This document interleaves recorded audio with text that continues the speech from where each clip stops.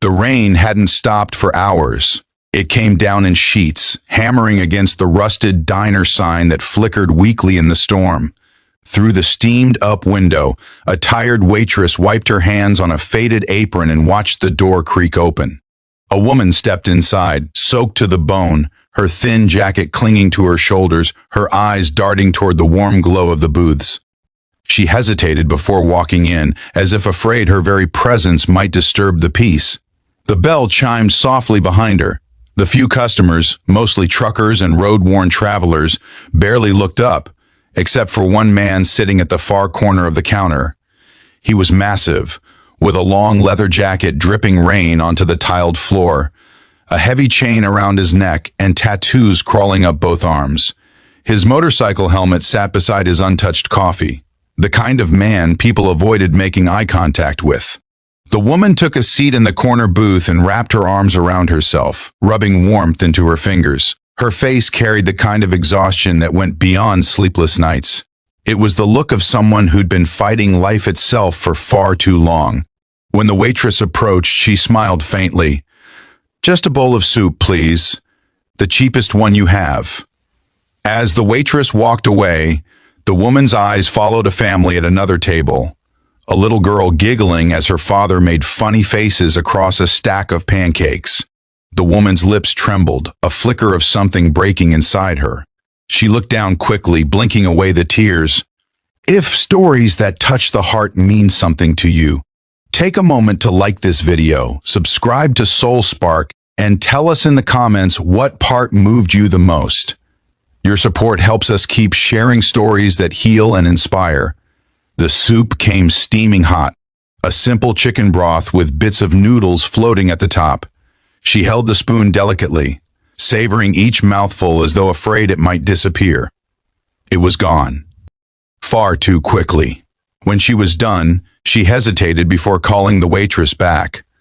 Her voice trembled slightly when she asked, "Excuse me, could I maybe take the leftovers from that table? My daughter, she hasn't eaten since yesterday." The diner fell silent. Even the hum of conversation froze mid-air. The waitress looked stunned, unsure what to say. The family at the table exchanged awkward glances before looking away, pretending they hadn't heard. The biker, however, slowly turned his head. His dark eyes locked on the woman, and for a long, tense moment, no one moved. The waitress opened her mouth, but before she could answer, the biker's chair scraped loudly against the floor.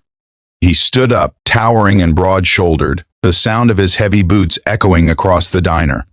Everyone's eyes followed him as he walked, each step slow, deliberate, filled with something unreadable.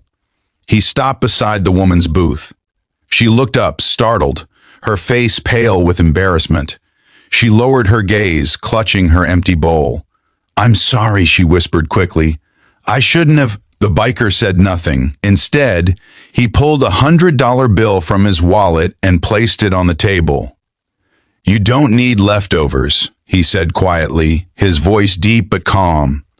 "Order anything you want, and something to take home for your girl." The woman froze. Her lips parted, but no words came out. The diner was silent except for the faint hiss of the coffee machine. The waitress blinked, unsure if she'd heard right. The biker looked at her and nodded. "You heard me. Bring her 2 meals to go, and keep the change." A few people turned back to their food, pretending not to be emotional, but the truth was, everyone felt it. The tension had melted into something softer, something almost sacred. The woman tried to stand. "Please, sir, I can't accept—" He gently raised a hand. "You're not accepting it from me," he said. "You're accepting it for your daughter."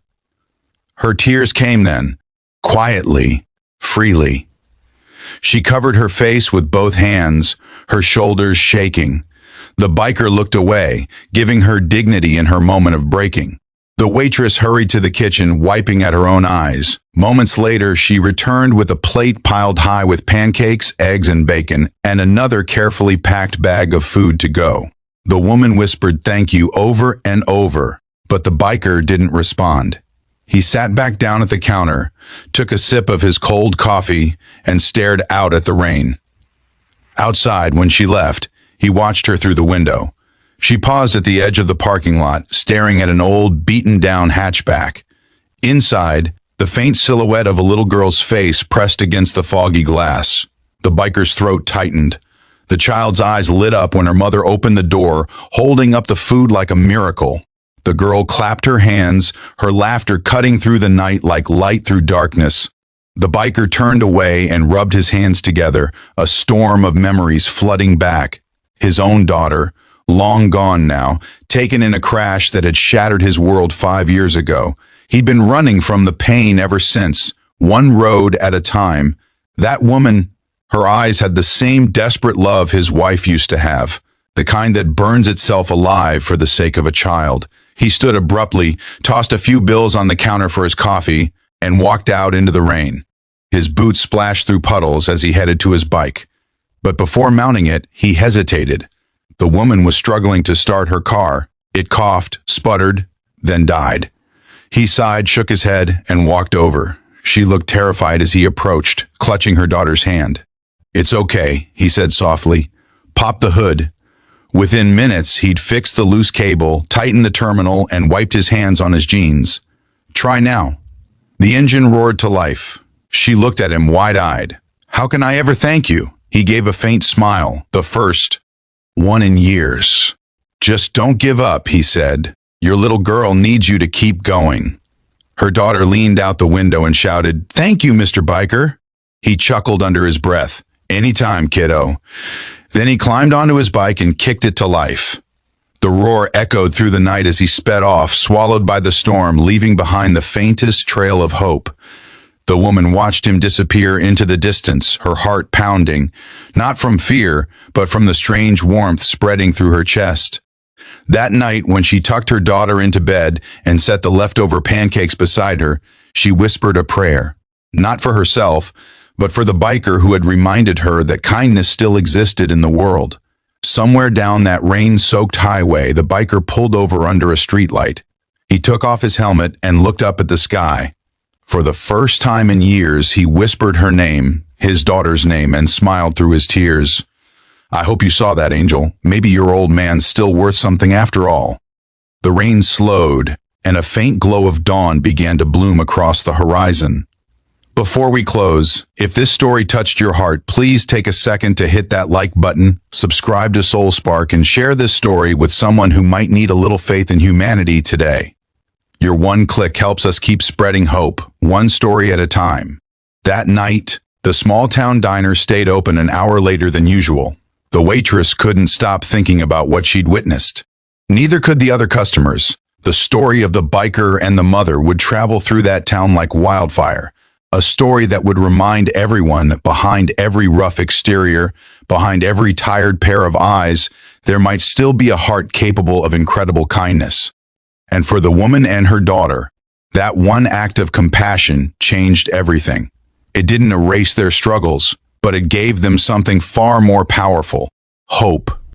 Sometimes, it takes just one moment of empathy from a stranger to remind us that, even in a world full of noise and indifference, humanity still whispers softly through the cracks.